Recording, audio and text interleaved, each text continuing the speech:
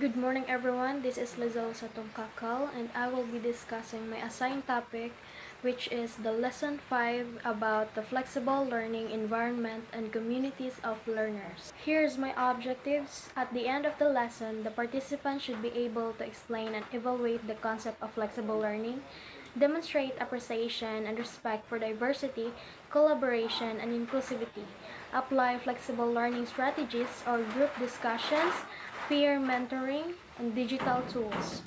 Introduction. Learning today goes beyond the classroom. So in the classroom, you can learn.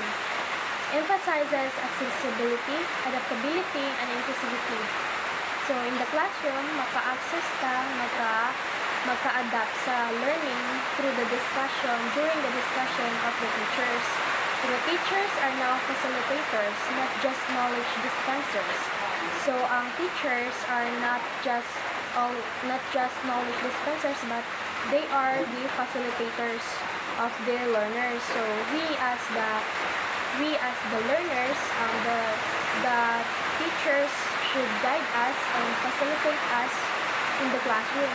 Students learn anytime, anywhere through digital platforms. So maka-learn ka bisan kanus-a o bisan asa through using the digital platforms like different apps to interact with our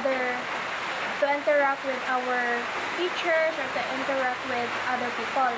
So flexible learning environment. Learners now access info at their fingertips. Teachers guide learners to explore independently. Learning happens everywhere, not just in the classrooms.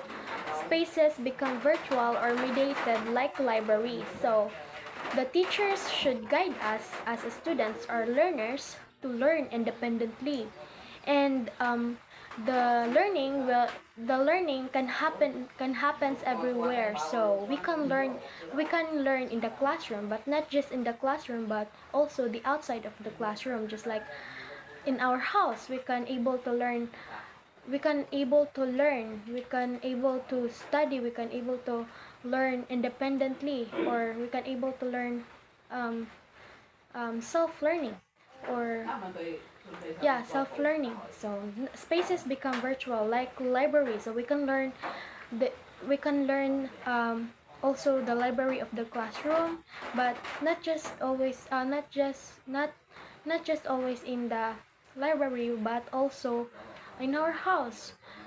We can able to learn. Next is the online distance learning. Not a new concept practiced by CMEO, Enotech, and other schools. Offers flexibility in time, place, and pace. Uses learning management systems or LMS. So the CMEO, Enotech, and other schools they offers the flexibility in time, places where the learners or students can able to learn, and by using the learning management systems or LMS. So next is the learning platforms. Examples of LMS or learning management systems are Moodle, Google Classroom, Edmodo, Schoology. So they are the examples of LMS. So commonly used nato is kanang Google Classroom, so that kuan ang mga activity dito kay post sa kanang mga teachers, then our also the kan activity is submit and i-turn in nato. So mo na ato ang kasagarang gamiton. So the model Edmodo Schoology is kanang dili man kasagaran gamiton. So nato. So kanang they are also important pod sa paggamit og kanang way on unsaon pag post sa teachers sa mga activities, or kanang makatabang ni sa mga learners og sa kanang teachers. So the functions of these are post lessons and discussions, assess students online, share resources and feedback. So post lessons and discussion, so pwede ra dito i-upload ang mga lessons and discussions sa teachers, and assess students online, or if kanang pwede maka-access ang mga students, pwede maka-access ang mga learners sa kanang Google Classroom nga and mo-open sa kanang activity, and also pwede po sila maka-upload sa ilang activity dito. So share resources and feedback. So through through the LMS kanang we can share resources, we can share the informations there and feedback also. So next is the MOOCs, or Massive Open Online Courses. Open access learning for anyone, anywhere.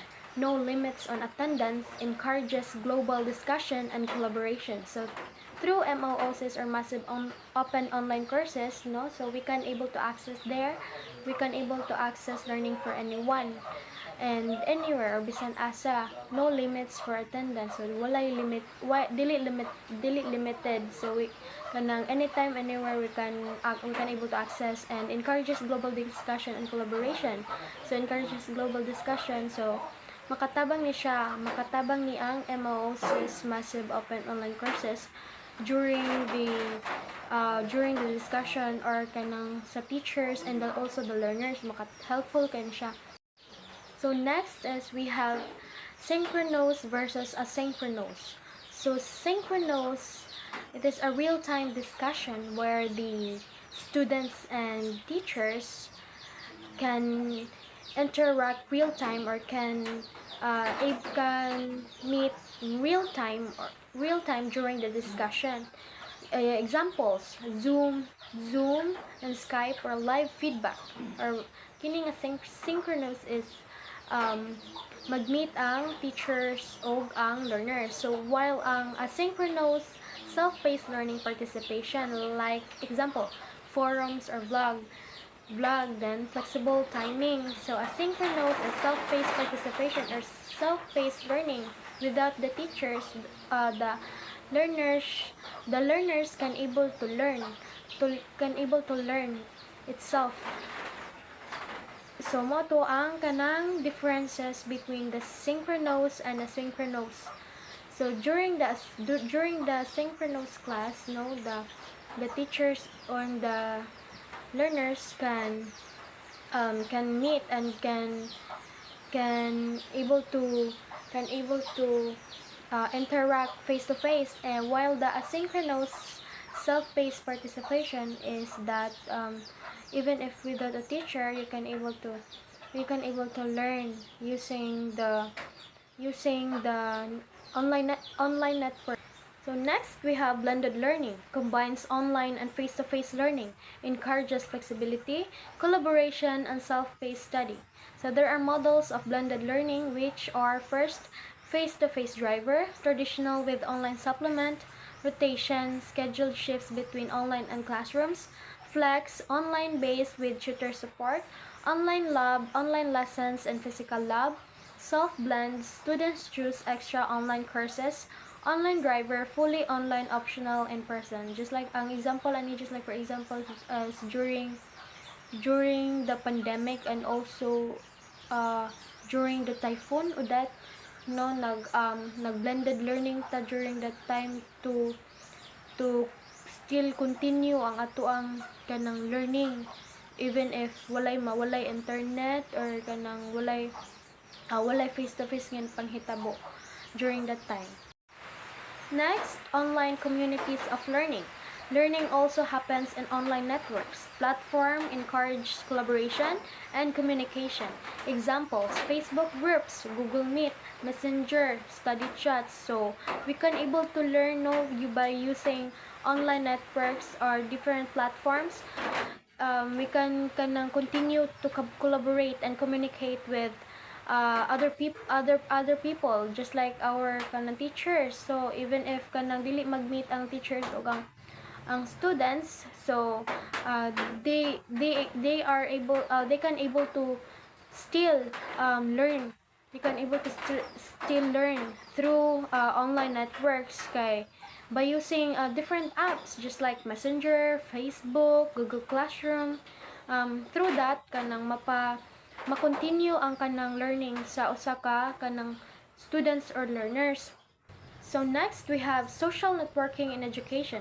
Popular platforms such as Facebook, Twitter, LinkedIn, YouTube, Instagram, and Pinterest. So they are kanang commonly nga gigamit sa commonly gamit sa kanang teachers as students and learners to continue learning, even if even if the teachers and learners cannot able to meet, they are allowed to use different platforms para ma-continue ang kanang learning sa usa ka bata para dili ma-stop. So they are kanang important.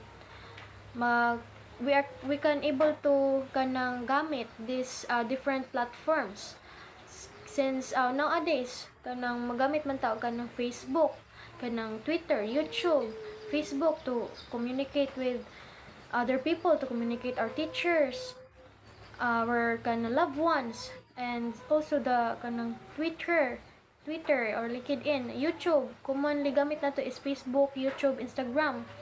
Ngana sa YouTube, when we mag-watch ta og kanang videos there to gain information para mag-search rata dito, and also the Instagram mo jud ka kanang common nga gigamit nato karon.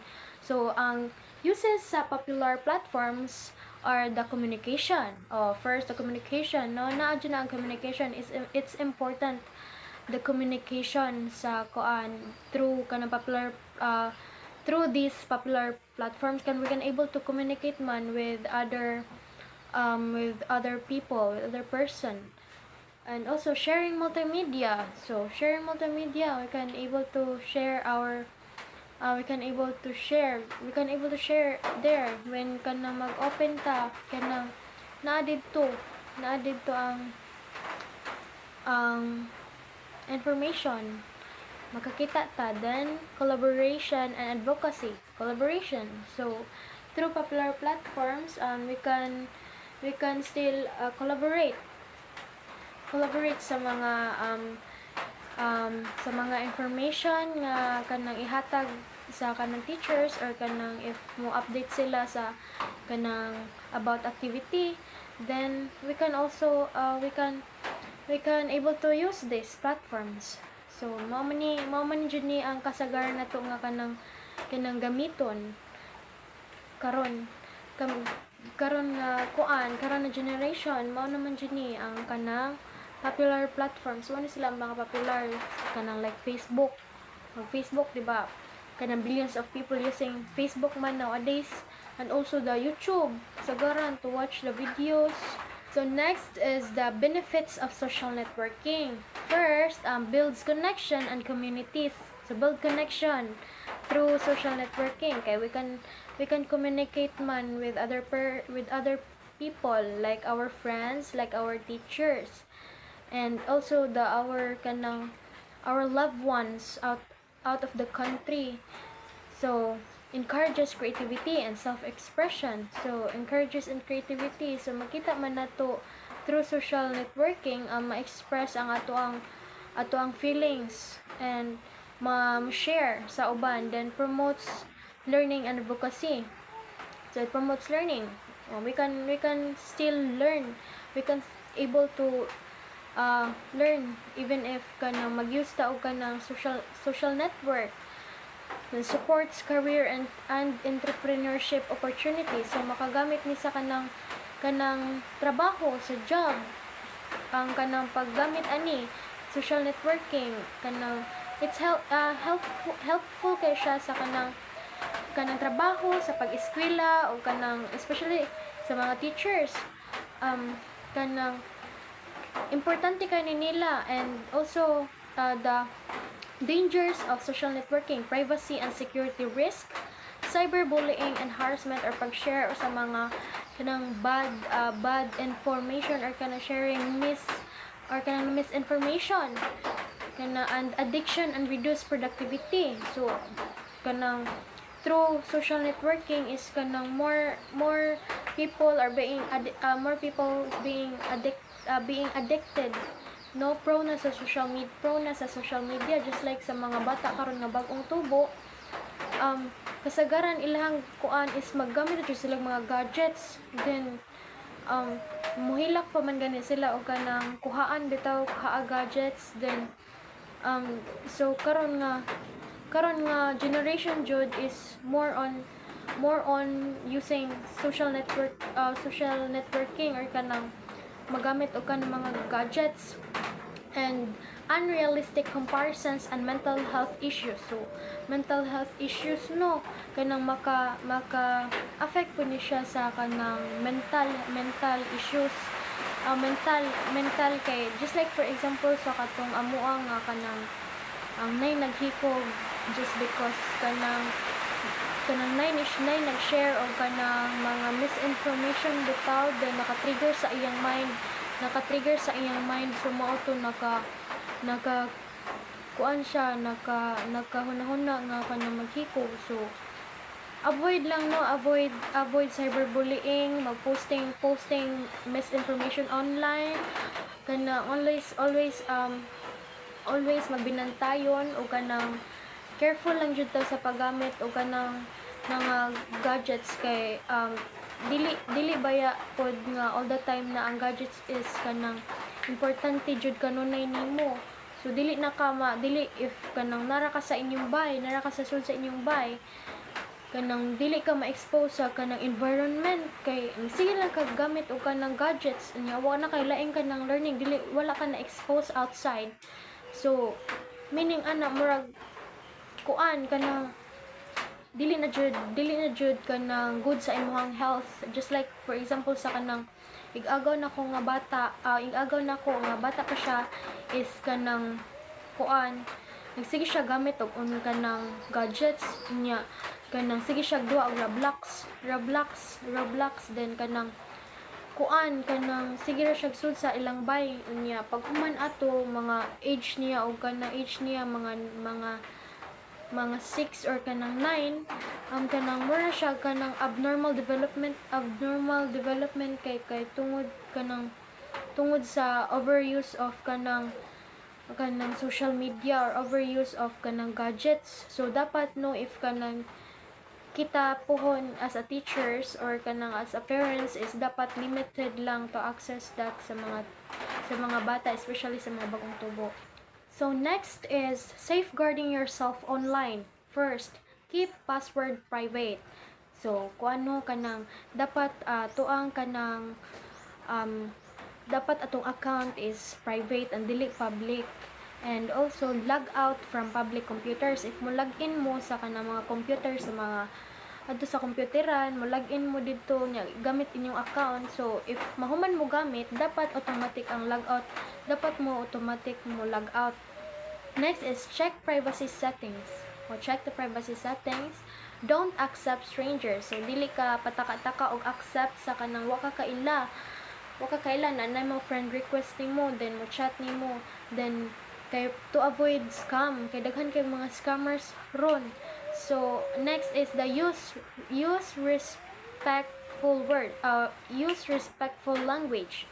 Use respectful language, dili kay kanang makasakit og tao bitaw, like sharing ka og kanang misinformation ni online nya, kanang kuan kanang wa ka kahibaw nga naday toy naapektuhan, like kanang siya imong gipadungog-dungog, din kanang which is kanang dili maayo, kay maka-trigger man na silang utok ug unsay ilahang nabuhat nga na.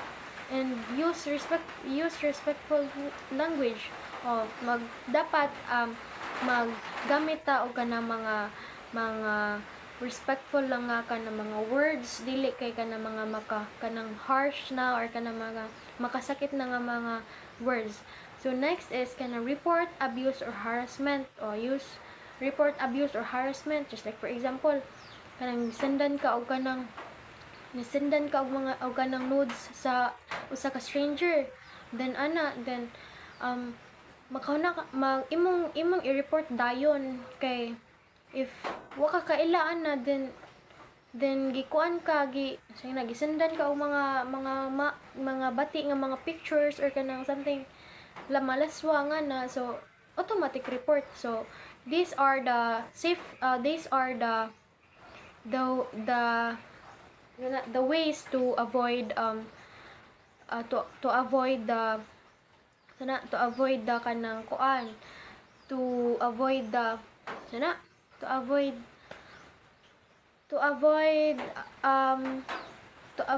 harassment, to avoid misinformation sa kanang social media. So this way are the safeguarding yourself online. So mao ni ang mga ways para nga buhaton nimo as a person nga aron nga malikayan ang para malikayan ang mga dili maayo nga kanang situation. So I think that would be all. Thank you for listening.